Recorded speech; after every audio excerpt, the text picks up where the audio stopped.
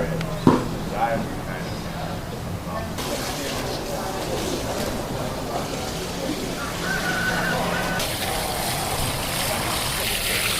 here, they get so thirsty.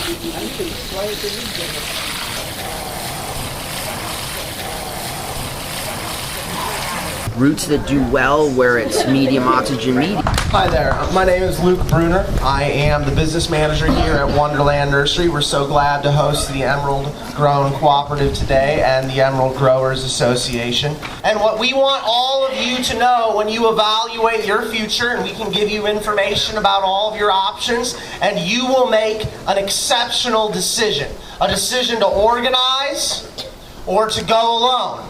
A decision to hang together or to hang separately from a tree, as our founding fathers said. And when Wonderland Nursery faces the same circumstances as you, we want you to know that we stand with you, that we stand in front of you to take the blows for you so that you don't have to take those blows yourself, that we can take these blows together because it's going to be tough. It's not going to be perfect. The last gasp of law enforcement isn't done yet. I can't promise you a risk-free future. But what I can tell you is that today, Kevin Jodry, the owner here, is going to sign Wonderland up as a $5,000 a year business member of the Emerald Grown Cooperative. Yeah. So, trade associations and co-ops. Trade associations work in politics, they work in media outreach, and they work in education, but they don't work in marketing or sales. So the Emerald Growers Association has been super active in politics. We're in Sacramento, we're working on a lot of the different bills that are coming forward to regulate cannabis, and we're doing a lot of media outreach, we're doing a lot of education in the communities. I'm going out to farms, I'm going to meetings, I'm trying to talk about good best practices, what we're doing as a culture, how we manage our inputs, how we manage our outflows, and we've been bringing a lot of media to the farm, and that's been kind of a trip to bring guys with video cameras and have them walk around and look at weed plants. Is kind of it's a new thing for us, and it's also it's this thing of like, how do you figure out what to say, what not to say, how much, what do you tell them, because you got to really stick to talking points with media, because people who have never been on a cannabis farm it's like too much for them sometimes, and it's just like blah, blah, blah, and so for me, it's like I tend to cover too many topics, too much different things, and then they ask all kinds of questions that it's like, wow, you totally missed the point. Okay, here. Is that better? Yeah. Awesome. More mic. So, media representation has been huge. It's this question of us coming out of the closet, not just our farm, but us as a people, as cannabis people, being able to represent ourselves for the world. And I hesitated to use the analogy of the coming out of the closet until I heard Terrence Allen speak on it at the Golden Tarp Awards last fall. And he used exactly that analogy. He said, you guys are in the same boat as the gay movement was 20 years ago. You guys have got to come out of the closet. You got to really represent yourselves and own your image, because right now we've been typecast. There's the dominant perception is essentially that we're all pillagers, that we're taking advantage of the land and robbing the ecosystems. And for me, I found that wrong, and I found it disturbing. And so this is about a year ago, we really started, I would talk to Hezekiah and I'd be like, how's it going in Sacramento, man? And he'd be like, terrible. I tell him there's all these great weed farmers out there, all these great cannabis farmers, and they say, awesome, show me. So at that point, I was kind of like, well, so you need to bring them to our farm. And he was like, even if I could show pictures of your farm, that would change the thing dramatically. So he came out, he took a bunch of pictures, right about this time last year. So everything we run a mixed crop system, and so we'll hoop and cover everything in the spring. But there'll be 4 weed plants, 4 cannabis plants, and a lot of vegetables mixed in, and so everything's under tarps. And so Kaya came out, I pulled back the tarps, he took the pictures. He was like, at some point, I'm probably going to use these in the media, so you should talk to Amber about it, make sure it's cool with everybody on the farm. And I was like, oh yeah, I'll do that for sure. And then a couple weeks later, Amber's in Ohio, and the pictures run on Huffington Post Live on the TV. And she calls me up like, dude, I just saw our farm on TV. And I saw about that. Sorry about that. So that was sort of the beginning of the process, and it was, it was very hard for our family, to wade forward into this. And I was pretty much like, I'm jumping in the pool, and everybody was like, you're dragging us with you. It's definitely, so far it's been an incredible ride. It's invigorating, thrilling to have shaken off that fear, and to be able to stand up and like go to meetings and say, yeah, I'm a cannabis farmer. I farm vegetables too. I love it. It's awesome. CNBC, tell them about the CNBC shoot. Okay, so CNBC comes out, right? and she's from the East Coast. She gets here, and we're talking, and I'm feeling like I'm having this experience in which I'm like, we're not communicating. So I'm trying to tell her, like, this is what's going on here. And she's like, yeah, I totally get it. But I can't. I'm like, she doesn't get it. I'm like, this is what's going on here. And she's like, dude, I totally get it. So we have this whole interaction in which I feel like, oh my God, this was terrible. This was all bad. She's going to make this terrible story about our farm. This is all these bad things. And then the story comes out, and it was incredible. She nailed it. She totally got it. And so it was one of those things where I realized, like, we just have to be us. And that's really what it comes down to as a culture, is we're us. And we're good people. We're special people. We do nice things. And that was really empowering to me, was to realize, like, I don't have to come up with some crazy speech, and I don't have to have some crazy, well, what are your talking points? All I have to do is be me. And the media is going to see that, like, wow, these guys are trying to do the right thing, and they're going to present it that way. And so it's been an interesting, every single person, pretty much, especially the lawyers that I talk to, were like, never talk to media. Don't bring media to your farm. That's all bad. and so then we started doing it, and people were like, man, these guys are going to screw you for sure. Talking to the media is all bad. But what I realized is that for the media, they all want to see a good time story too, and that's what we have the opportunity and the ability to present as a culture, is like, man, good people trying to do the right thing, who did it for a long time under prohibition, under duress, and now have the ability to do it legitimately. And I like the baseball analogy, right? Where if you love to play baseball so much that if you play it professionally, you get paid good money. So we love to play cannabis so much that we played it professionally, under duress, for decades. And I'm not greedy, but I want to be able to be paid fairly for the work that I do, and to be able to represent it openly and demonstrate the quality of what I produce in a marketplace, so that I can access the type of consumer who's totally willing to pay me for it. And that was really the magic that we found in becoming public with our farm and starting to interface with consumers and meeting people, is that the consumer is totally willing to pay for quality medicine, and they want the medicine that's coming off the farms in our area. And the main issue is this question of logistics. How does the medicine get from our farms to these consumers, especially while we're still working under a Federal 1 schedule? So if it was an agricultural crop, we would have an agricultural cooperative as farmers, and the cooperative would gather all the product, and it would send it out to the marketplace. Because cannabis is not an agricultural crop, it's not listed, it's still Schedule 1, we don't have access to that set of options. And so what we're working with is a marketing services co-op, so instead of saying, us farmers gathered up all this cannabis together, the marketing services co-op says, this co-op will help its farmers build their individual marketing packages, their farm names, their farm bios, their core values, the things that make each, the medicine from your farm special and different than any medicine in the world, because we all came to cannabis for different reasons, and we all have different strains and different terroir and different microclimates, and so it's kind of the Captain Planet analogy, right, where we're each these unique, specialized, awesome pieces of this incredible large thing. And the way we become Captain Planet or Emerald Grown is by uniting under this larger thing that enables us to represent our individual special qualities while having an umbrella, the stamp of approval, the Emerald Grown logo, essentially, the seal. And so what marketing services co-ops it's called a service mark.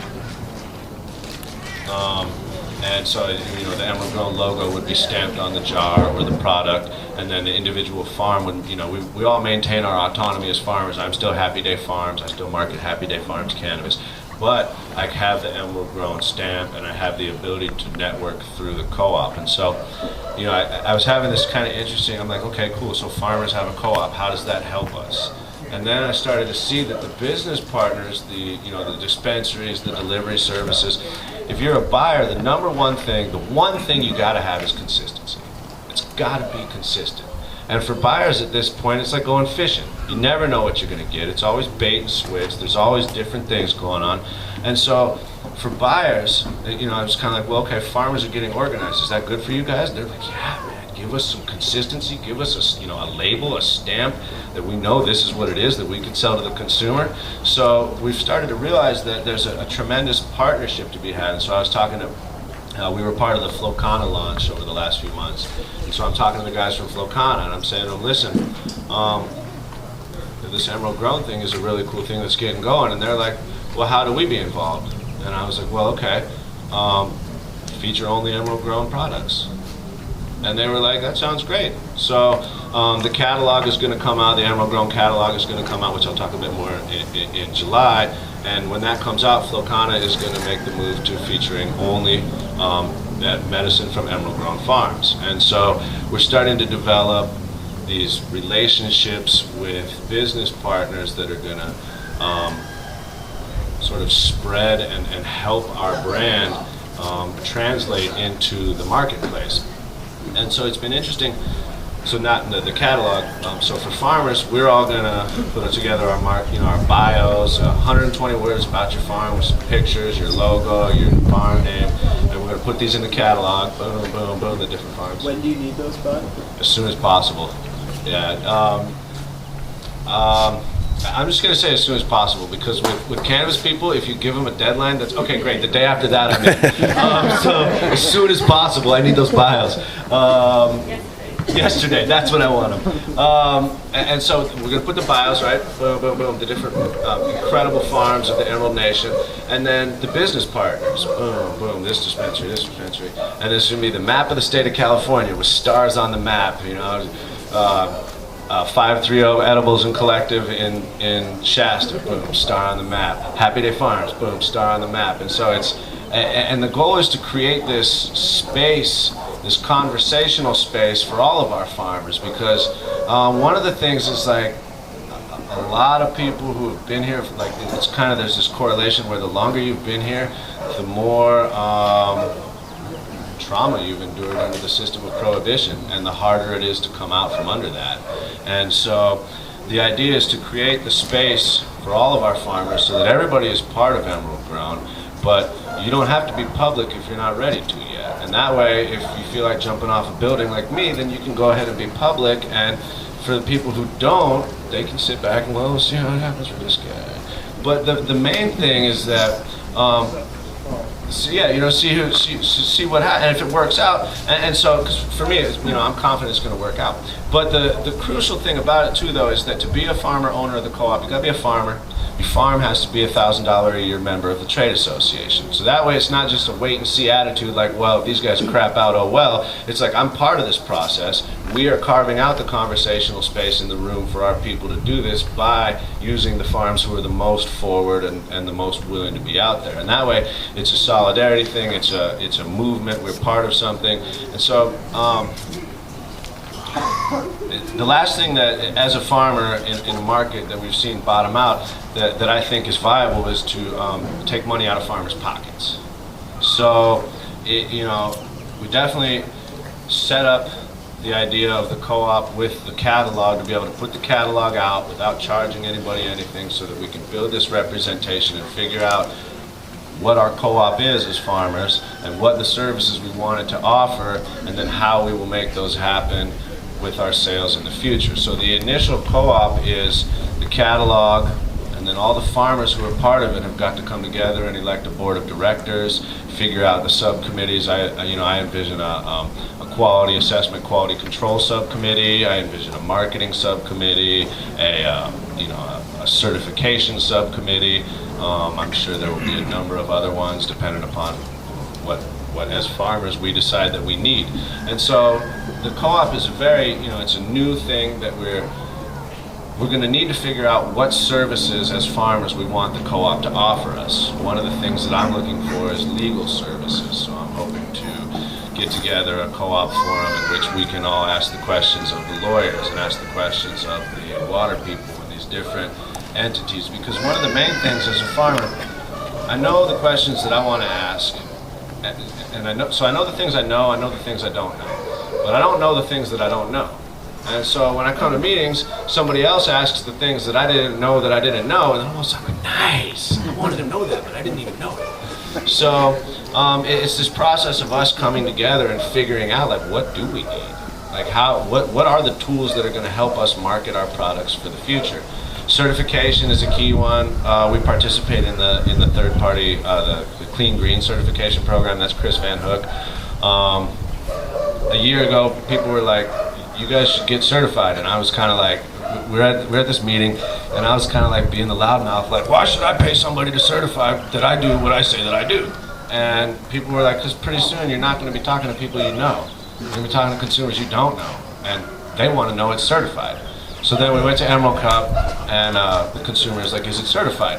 And I'm like, oh yeah, and I started to tell them this whole thing, and they don't care. They just want to know that, yes, that's all they want to hear. And so certification is one of those ways that as farmers we're going to backstop the quality of what we produce, because it's all well and good, and this is one of those things, okay, for me, I need a certifier to say that I do what I do. If you could, if you're one of our elders who could say, I've been farming this ground for 40 years since organic first started, you probably don't need a certification, because you can put that in your bio and say, this is me. For me, it's different, and so it's one of those things where it's a personal decision, because certification costs money, and so I think Chris Van Hook's rates are $2,200 a year. He said that for the co-op, if we got together a co-op meeting, so we had a number of farmers together and he could come and do the paperwork at once, then he would drop it to $1,800. And he's training me as an inspector so that I'll be able to go out to farms. I've done one inspection with him. I got to do a couple of more. Once a year inspection, yeah. And so, there's also the ACE patient-based certification process, which is more rigorous. It costs more money, but is designed to demonstrate a quality of medicine that's like for cancer patients and stuff, set a really high bar for people that need a high bar set. And so, this again depends on what's your target market as a farmer, because if you for instance, if you grow CBDs my ma has cancer, so we're working on doing some different, treatments, some different CBD plants, and I can see that there would be a way different standard of production for, for genuinely sick people than it would be for people who use cannabis for wellness. And so for me, as someone who seeks it for wellness, for maintaining the goodness rather than because I'm sick, I have a different need and different standard to an extent, and it still needs to be a high standard, but I think there needs, it's like for people with compromised immune systems, there's got to be more testing, more rigorousness, and more transparency, and that requires, a more costly certification process. So we've toyed with doing the ACE certification. I think it's like $4,500, and so it's more expensive, and it's more rigorous. So we haven't chosen to do it yet, but we have considered the possibility. And so really it all comes back to how do we translate ourselves out into the world. And any way that we're able to demonstrate the goodness of our culture is crucial. The Ganjier, the Ganjier.com has been incredible as providing a platform for good, for quality cannabis culture, for talking about what we're working on, what we're trying to do, how we're doing it, and really for providing a forum for discussion. I learned a bunch of stuff about breeding. I learned a bunch of stuff about pest controls and stuff. There's been some really cool things that have come through the site, and really it comes back to this uncloseting of our reality, where we're pulling back the redwood curtain, and we're never going to lose the mystique and the image that we built, because we're still us. But giving people an actual window into it takes out the, sort of the negative outlaw part of it, and gives us the truthful, honest farming, homestead Jeffersonian American ideal. And then that was really when I started to get into the sort of the theory of the thing. I realized, like, we are essentially the fulfillment of the American dream. Smallholders who produce crops on their land, one of which they're able to sell to make enough money to live well. And that's what this country was founded on, was the idea that people would be able to make enough bounty to do well on their land. And most farmers in this country at this point pay for the privilege of farming with an off-farm job. So we're pretty much the only agricultural sector that is, that's not true. There's lots of agricultural sectors that are doing well, but we're doing it in a way that can be sustainable on more than just a bottom line, but on a triple bottom line for the future. That we can do it in a way that honors the environment, that builds safe, happy communities, and that pays us well. And that's something that that isn't part of the traditional American business sector. And it's something that gives us a different leg to stand on in the open marketplace, because for us it always has been about the love. It's a way of life. We're out here because this is our whole reality, not because it's a job. And so this this life, this reality, turns into something marketable when you enter the open marketplace, because we're riding sort of this local food movement, this idea, if I tried to compete with Safeway as a vegetable producer, I'm out of business. But because I stand behind the market table, I got the quilt, and we have our produce, and we're able to talk to the consumer, we have a relationship that adds energy to the vegetables and makes it worth paying a different price than what you get at Safeway. And cannabis, vegetables, that relationship is incredible. It's awesome to share that across the table. But with cannabis, it's like 10 times more, because it's like, it's the, I hesitate to use the word because of the religious connotations, but it's the sacrament. It's this idea, it's this thing that we take into ourselves for spiritual upliftment, for guidance, for life force. And to be able to share that with people across the table, like, oh, dude, I grew this because I love it.